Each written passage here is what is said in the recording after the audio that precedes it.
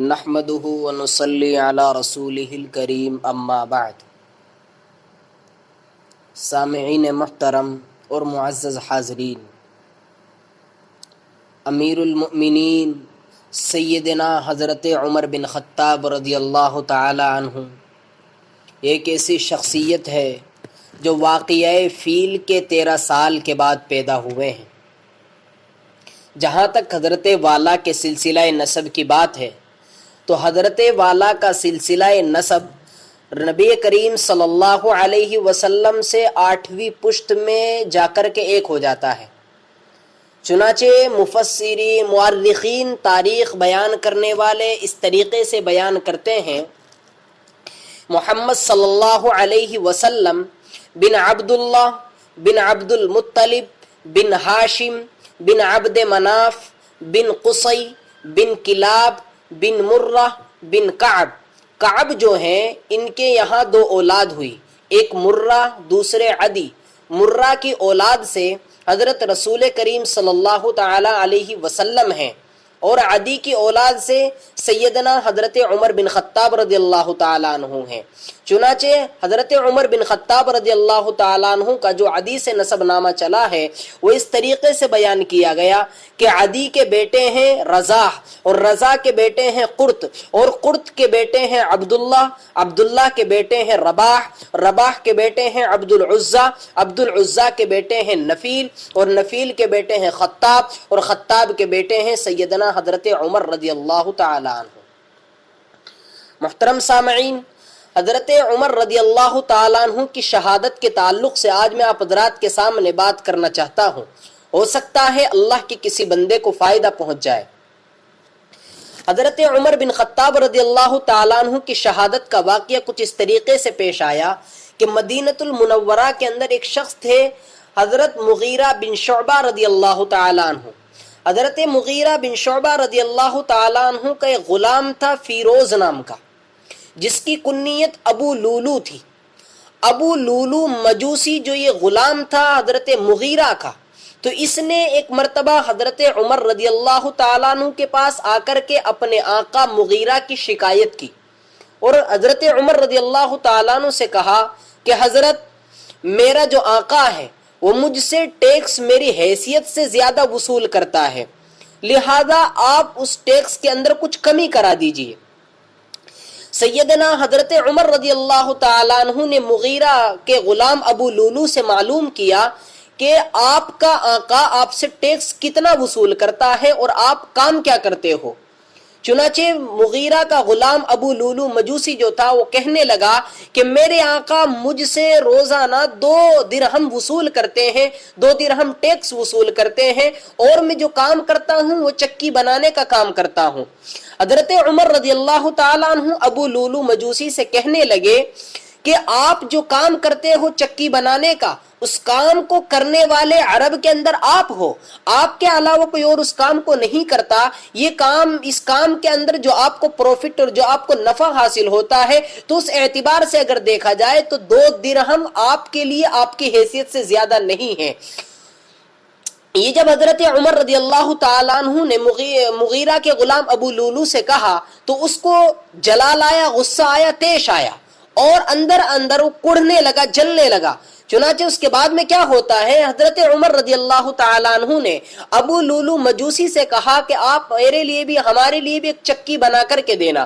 ابو Lulu مجوسی جو غلام تھا وہ کہنے لگا کہ ٹھیک ہے، میں آپ کے لیے ایسی چکی بنا کر کے دوں گا کہ پوری دنیا میں اس کو یاد رکھا جائے گا۔ جب اس نے یہ جملہ کہا تو حضرت عمر رضی اللہ تعالیٰ عنہ وہاں پر موجود لوگوں سے کہنے لگے کہ دیکھتے ہو یہ غلام مجھے قتل کی دھمکی دے رہا ہے۔ جب انہوں نے یہ کہا تو موجودین جو تھے وہاں پر بیٹھے ہوئے لوگ، انہوں نے حضرت عمر رضی اللہ تعالیٰ عنہ سے کہا کہ حضرت اگر آپ اجازت دیں تو اس کو بھی گرفتار کر کے لایا جائے۔ سیدنا حضرت عمر رضی اللہ تعالیٰ عنہ نے کہا کہ بغیر کسی جرم کے کیوں گرفتار کیا جائے۔ اس کے بعد حضرت مغیرہ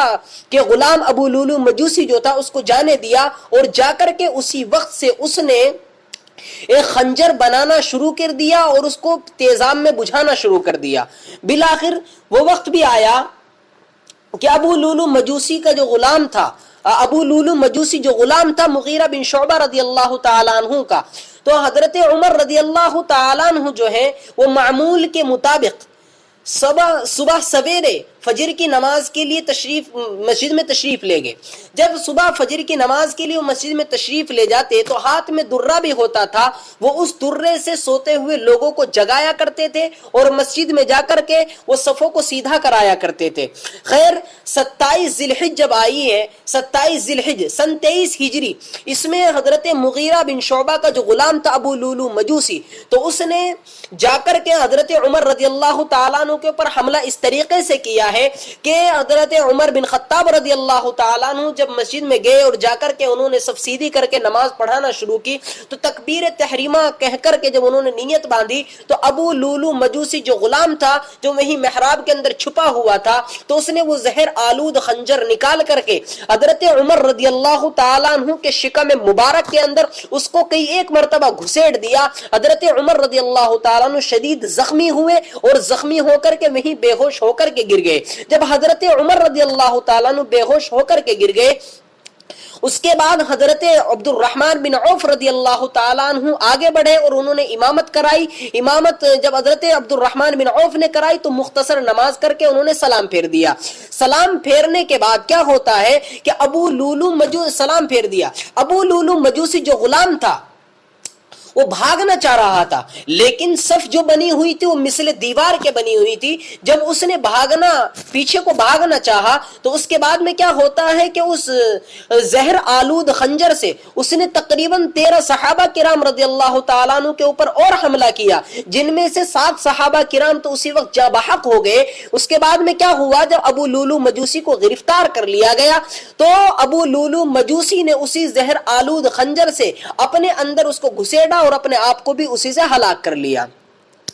حضرت عمر رضی اللہ تعالیٰ عنہ کو جب حضرت عبد الرحمن بن عوف نے سلام پھیر دیا تو سلام پھیرنے کے بعد عبد الرحمن بن عوف نے جب سلام پھیرا تو حضرت عمر بن خطاب رضی اللہ تعالیٰ عنہ کے جسم کو لے کر کے ان کے گھر منتقل کیا گیا. کچھ دیر کے بعد میں جب حضرت عمر رضی اللہ تعالیٰ عنہ کو ہوش آیا تو حضرت عمر رضی اللہ تعالیٰ عنہ نے سوال کیا کہ میرے اوپر حملہ کرنے والا کون ہے. تو حضرت عمر رضی اللہ تعالیٰ عنہ کو بتایا گیا کہ آپ کے اوپر جو حملہ کیا ہے وہ ابو لولو مجوسی نے حملہ کیا ہے. تو اس بات کو سن کر کے حضرت عمر بن خطاب رضی اللہ تعالیٰ عنہ نے بہت زور سے تکبیر کہی جس کی آواز باہر تک آئی, اور فرمایا حضرت عمر بن خطاب رضی اللہ تعالیٰ عنہ نے کہ میرے خون سے کسی مسلمان کے ہاتھ رنگین نہیں ہوئے ہیں. خیر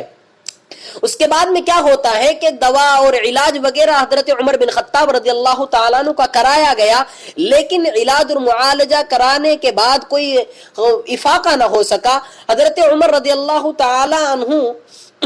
کی طبیعت انتہائی بگڑتی ہی چلی گئی. تو جب زندگی کی توقع بالکل ختم ہونے کے قریب ہو گئی تو حضرت عمر رضی اللہ تعالیٰ عنہ نے اپنے بیٹے کو اما عائشہ صدیقہ رضی اللہ تعالیٰ عنہ کے پاس بھیجا اور کہا کہ جا کر کے ان سے سلام عرض کرو, اور سلام کے بعد ان سے کہنا کہ میں اپنے صاحبین یعنی حضرت رسول کریم صلی اللہ علیہ وسلم اور سیدنا حضرت ابو بکر صدیق رضی اللہ تعالیٰ عنہ کے پاس میں دفن ہونا چاہتا ہوں. اگر آپ اس کی اجازت دیں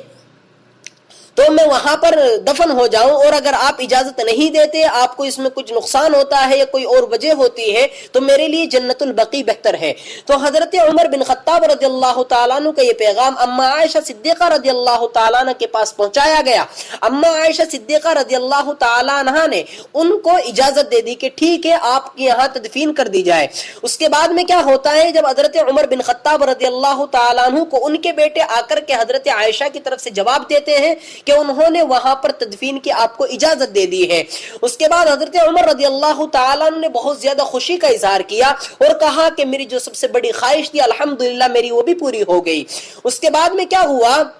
کہ حضرت عمر رضی اللہ تعالیٰ عنہ کی طبیعت جو ہے خراب سے خراب تر ہوتی چلی گئی. ایک بار اور آخری وقت میں حضرت عمر رضی اللہ تعالیٰ عنہ اتنی بڑی جلال شان کا مالک جو ہے, جس نے 22 لاکھ مربع کلومیٹر کے اوپر حکومت کی ہے, تو وہ شخصیت جو ہے اپنے آخری وقت میں آ کر کے اپنے گال کو زمین کے اوپر رکھ دیتا ہے اور زمین کے اوپر رکھ کے اس کو گھسٹ کر کے کہتا ہے کہ اللہ مجھے معاف کر دینا. اس کے بعد میں کیا ہوا, 27 ذی-الحج جب آتی ہے تو 27 ذی-الحج میں چونکہ حضرت مغیرہ بن شعبہ رضی اللہ تعالیٰ عنہ کے غلام ابو لولو مجوسی نے حضرت عمر بن خطاب رضی اللہ تعالیٰ عنہ کے اوپر حملہ کیا تھا. چند روز حضرت عمر بن خطاب رضی اللہ تعالیٰ عنہ بیمار رہے اور بیمار ہونے کے بعد میں یکم محرم الحرام سن 24 ہجری کو حضرت عمر بن خطاب رضی اللہ تعالیٰ عنہ اپنے وارثین کو روتا بلکتا چھوڑ کر کے ہوا چھوڑ کر کے جا بحق ہو گئے اور دم توڑ گئے.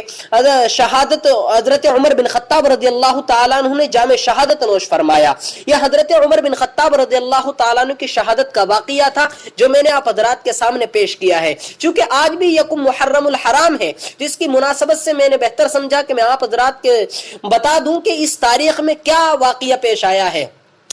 تو حضرت عمر رضی اللہ تعالیٰ عنہ کی شہادت کا واقعہ اس میں پیش آیا. دعا کریں کہ اللہ تبارک و تعالی حضرت عمر بن خطاب رضی اللہ تعالیٰ عنہ کی قبر کے اوپر کروڑ رحمت نازل فرمائے. آمین. وآخر دعوانا ان الحمد للہ رب العالمین.